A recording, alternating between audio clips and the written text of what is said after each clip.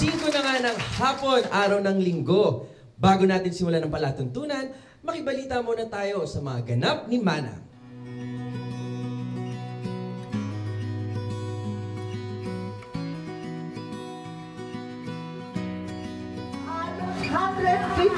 Families ang naapektado. Kanina pa, namigay na ng mga arroz caldo yata at saka Nutriban. Tama po ba? Nakakuha na ba kayo? Siguraduhin natin na makakain sila na maayos at walang magkasakit. Lalo-lalo na ang naingat na yung mga baby. Sa ngayon po ay medyo humupa na ang baha rito sa lungsod ng Taguig. At kami po ay nagpapasalamat sa ating pong mahal na Senadora Amy Marcos na lagi po siyang sumusuporta at pumupunta po rito sa lungsod ng Taguig para po magbigay ng tulong at ayuda. Maraming salamat po Senadora Amy Marcos, suporta, patulong po dito po sa amin sa lungsod ng Taguig.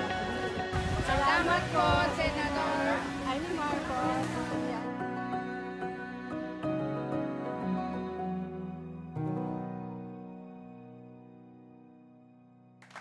Talaga namang napakasipag, napakamasikap at pinakamaasahan. Pagdating sa serbisyo, talagang #1. Kaya naman, Senator Amy, thank you. At sa ating lahat, welcome sa At The Moment with Amy.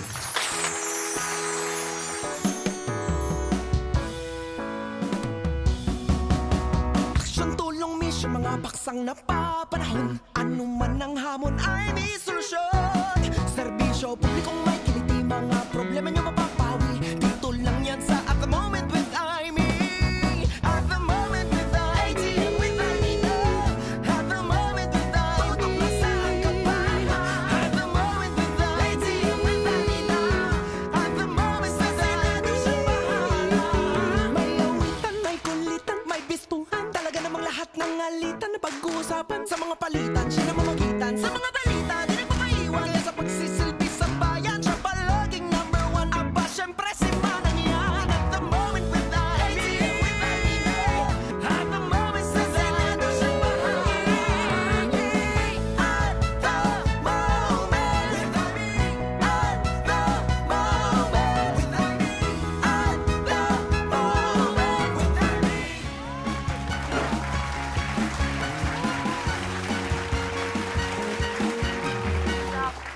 Dinig na dinig namin ang tibok ng inyong puso at sa bawat palakpak at hiyawan, lalo pa po namin gagalingan.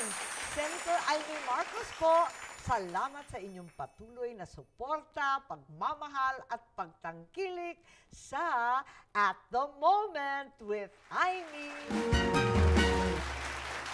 Aksyon, tulong, misyon. Yan ang hatid namin sa inyo. Siksik, liglig at umaapaw na kwentuhan. Kaalaman at bayanihan. Yan ang ating pagsasaluhan. Kaya naman, pansamantalan nating iwanan ang mga suliranin, isabuhay at laging sabihin ang forever motto natin, lahat ng problema ay may solusyon. Aktor at marami pang iba. Multi-talented na henyo ang bansag sa kanya. Kilalanin natin ang isang taong may maraming boses, daig pa raw ang napoposes. Nako, sa pagbabalik yan ng At The Moment with Amy Season 2. At The Moment with Amy. At The Moment with Amy. Moment with Amy. At The Moment with Amy. Four-time Philippine Magic Champion, International Merlin Awardee for Magic. Tika mo, movie and television actor pa, voice dubbing and voice-over guru. Samahan mo na ako, si Jeffrey Tam Amy Storia.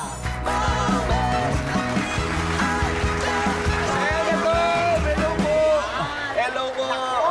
Hello po! Alin sa dinami-dami mong karakter ang dadalhin mo ngayon? Nako, talaga naman. Hello po! bago magdire-diretso Yes. sa chikahan, dapat daw magpasiklab ka muna. Sampulan mo muna kami Ng mga boses. pinasikat mong mga voice Sige. impersonation. Okay, simulan po natin. Ready na ba kayo? Kanina pa yan. Ayan, simulan Ulit. natin kay Senator Robin Padilla. Ako po yung nagpapasalamat.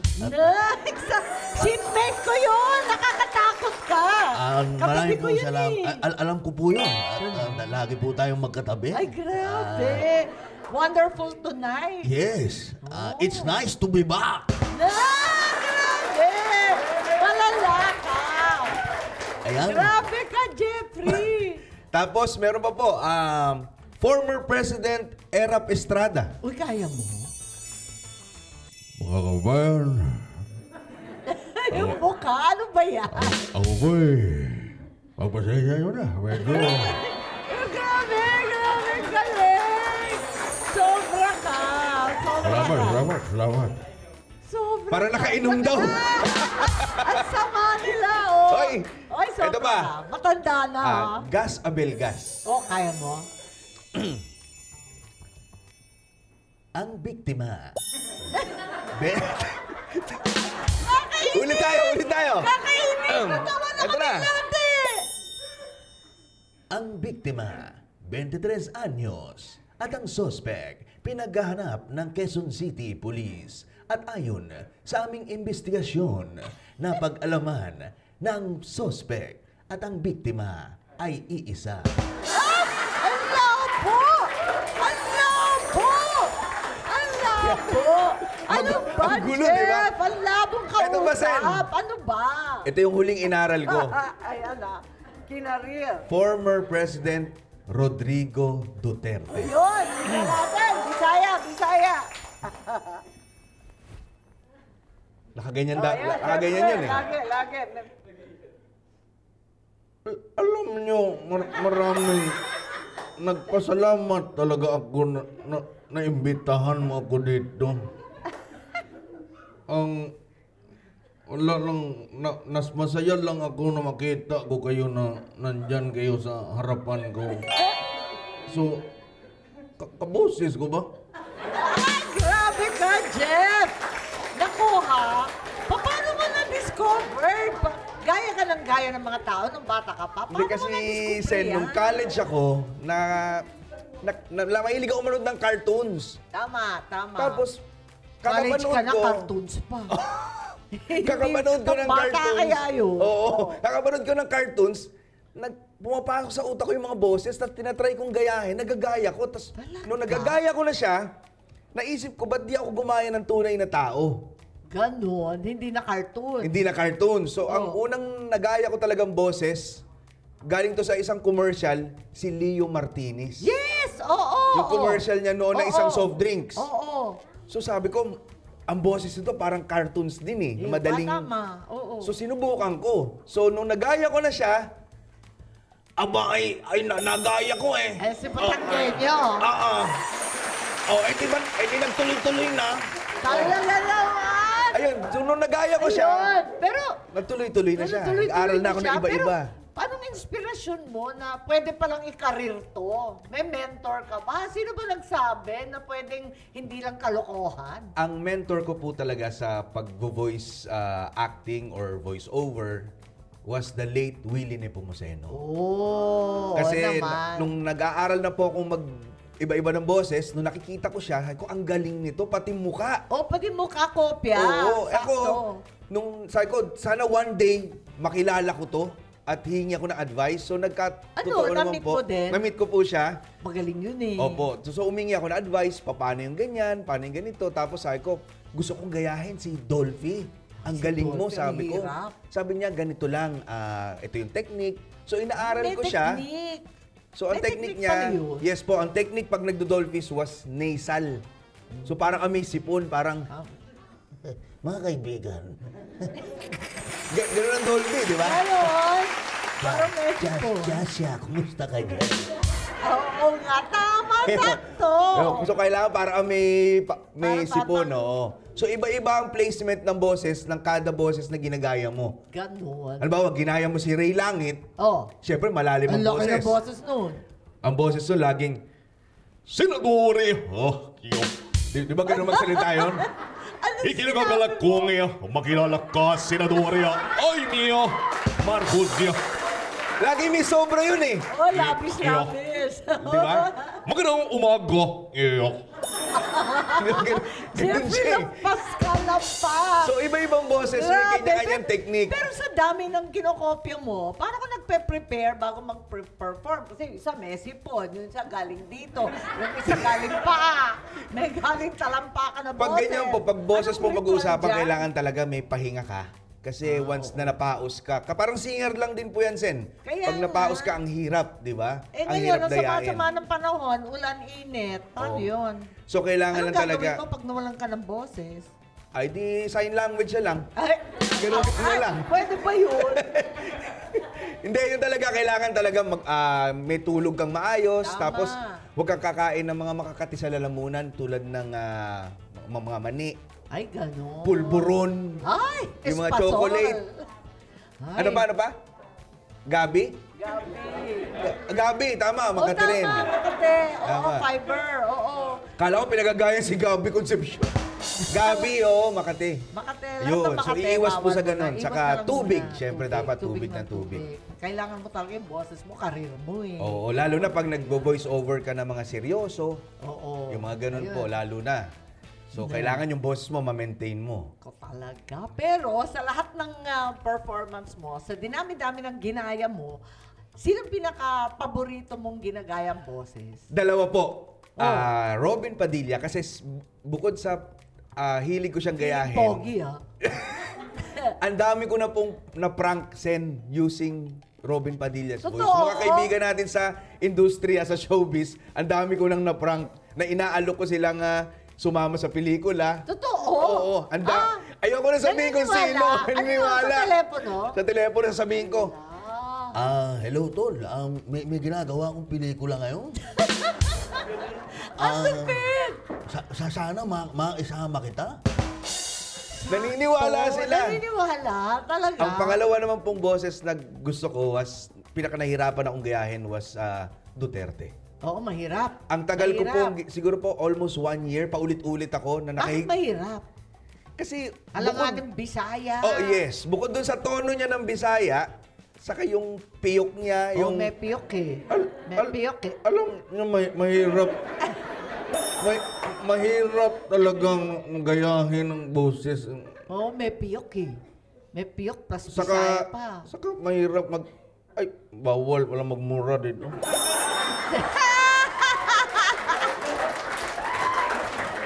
Pero, mahirap siya talaga. pero ngayon, na-achieve mo na. Kaya Yes. happy ka, paboritong-paborito na. Oo. Yan. May isa ako inaaral, Sen. Oh. Sa totoo lang, matagal ko na Sino? siyang pinapractice. Sino? Pero, talagang nahihirapan ako. Sino? Siyempre, ang idol ko, ang tatay niyo. Ay, yung tatay ko. Eh, si William Nepomuceno, di ba ginagaya niya? Gaya niya, kaya lang na talagang ilang beses ko na ginagaya, talagang hindi ko mahuli yung boses. Pero eventually siguro, pagbalik ko dito, Magbalik magaya mo ko nga. na. Oh, next week Pakita na ulit. mo. Ako magkumpay. Next week na ulit. Oh, sige, balik ka ha. Ako magte-testing kung totoo hindi. Ayan. Kung Saka syempre yung saktong-sakto kapatid mo niyo na. po, gusto ko rin Pareho gayahin. yung boses, Yun na pero nga eh. iba ang piyok. Yun. Iba yung gano'n. Correct. Iba, may iba eh. Pero mismo ang boses magkapareho. Kasi on the way dito, Sige, ginagaya ako ko na sa mag-audition. kotse. Sinusubukan ko Mag-audition na. ako sa inyo. On the way dito, Ganon? sinusubukan ko na. Sabi ng asawa ko, huwag mo na ituloy, mapapahiya ka lang. Ganon? Pinagalitan Oh, ka? mag-practice ka muna. Nako ha, talaga naman. Ayan. Anong pinakamahirap na pinagdaanan? Kasi hindi naman normal na career, mag-voice talent. Paano mo nalaman na may pera pala sa kakaboses? Nung may na-meet po ako sa ibang istasyon, sabi niya, Oh. Jeff, mapapakinabangan mo yan kasi uso ngayon yung mga Korean novela, Oh, tama, mga tama. cartoons, voice-over. mga dubbing, Dubbing. saka pwede ka sa commercial. So, Oh. yung in-audition po ako. Pumasa ako, so nagboses po ako ng mga Korean novela na napanood natin tulad po ng... Ganon? Ikaw yung boses doon? Ano yung boses, Pogi? Yung boses pogi. Yung Boses parang- pogi? Oo, pang Huwag ka na lang titingin. Pambida, Sen, sa- pambida huwag ka na ng titingin sa Koreano, akin, ha? Boses pogi Oo, lang, yung ha? romantic lead sa Korean. Oh. Alam mo, nung una tayo nagkita, ang ingay mo. Pinagtatawa lang na eh! Hindi naman nagkagwapo. Hindi daw bagay kasi itsura mo eh. Hindi naman nagkagwapo, ano? De, actually po, Ayaw sabihin ko sa magpabola inyo, ng mga ale rito. yung may nagawa ko yung, ewan ko napanood nyo, Voice Over Flowers. Ako po nag-dub kay Jihu. Wow! Yung Princess Hours. Ang galing. Nag-dub din Ikaw ako lang dyan. yun. Tapos yung huli pong mga Korean novela ni Vanessa, ako po nag-dub. Yung And I Love You So. Wow! Grabe, ang dami mo na palang ginagawa. Pero wala pong naniniwala dahil ang gwapo ng itsura. Tapos, i-imagine mo ako, boses ni Jeffrey Tam. Ayaw? Parang ayaw nila. Ayaw. So, minsan di ko na Ayaw. sinasabi. Pinagtatawanan nga eh. Kaya nga eh. Wala eh. Wala eh, walang kredibilidad eh. Ikaw Sige, talaga. sige, pagtawanan niyo ako. Kawawa naman. Naku ha, bilang buwan ng wika ngayon, Yes po. Agosto, sa tinakbo ng iyong karera, sa pamamagitan Parang lamang kabayo, ha, ng karera. boses mo. Oo nga. Sa tinakbo ng karera mo, di ba, yung career mo, sa pamamagitan ng iyong boses, ano ang pinakamalaki mong achievement? Ang pinakamalaking achievement ko po is, ayan, yung tuwing ginagawa ko po is napapasaya ko ang tao. No? Na kahit po sa pamamagitan lang ng boses, na itatawid ko yung, yung panandali ang kaligayahan ng mga tao. Minsan nagagamit ko po siya sa pag iniimbita kami sa mga shows, sa mga probinsya. So, yun po ang biggest achievement sa akin na alam ko na bawat Pilipino, kung sino yung mapag-performan ko, umuuwing masaya. Tama. Saka, yung mga bino-voice over mo, di ba ibang-iba talaga yung dating pag sinalin sa ating sariling wika? Yes. Ibang arrive Oo. di ba? May kurot sa puso talaga. Iba talaga pag narinig nila na Tagalog. Tagalog. Yes. Kapag Tagalog na, iba na, di ba? Iba yung wika, iba yung dating. Kaya importante rin yung August eh. Yan. Dahil buwan ng wika. Wika. Ayan, say mo. Correct. Ayan. At ano naman ang mensahe mo doon sa mga bagets na katulad mo, nag-uumpisa pa lang, Bagets sa katulad lang. ko? He! na ginagaya. Ah! Manggagaya, hindi bagets ka. Yun. Ito po, ang mapapayo ko lang po sa mga bagets, pakinggan niyo po ako mabuti. Huwag mong subukan. Masisira lang ang buhay mo. Hindi, ang payo ko lang talaga, kung ano man po ang gusto niyong i-achieve. Paano mag-uumpisa? As a voice talent? Kung ano man Mahirap po, man yun. correct, mahirap talaga siya. So, kailangan talaga practice at ang importante po rito, yung passion nyo sa trabaho nyo eh. So, kahit na ano man yung trabaho na yan. Kahit wala pang bayad, kahit Ay! wala pang TF. Sen, nung nagsimula ako noon, ang baba lang talaga ng TF. Pero, kasi lahat naman nagsisimula sa mababa eh. Pangit naman yung magsimula ka sa taas. Pag nasa taas ka na, wala ka na ibang pupuntahan kundi bumaba eh. Di ba? Di, totoo yan. So, mas maganda, sa baba ka magsimula, Paangat. Tapos pataas ka ng pataas doon. Oh. So, talaga. paakyat ka ng paakyat doon. Tama naman. So, tiyaga lang, Okay. saka passion, saka syempre kailangan may kasamang dasal. Yeah, oo, yun. Tama. O, ikaw na nga mag-commercial break para sa amin. At narito, magko-commercial break ang ating dating Pangulo, Rodrigo Roa Duterte. Sabihin mo, magbabalik po ang At the Moment with Aimee. Here we are, President Rodrigo Roa Duterte. Mga kababayan, people of the Philippines, huwag kayong aalis. Magbabalik ang At the Moment with Aimee. Idol ko to.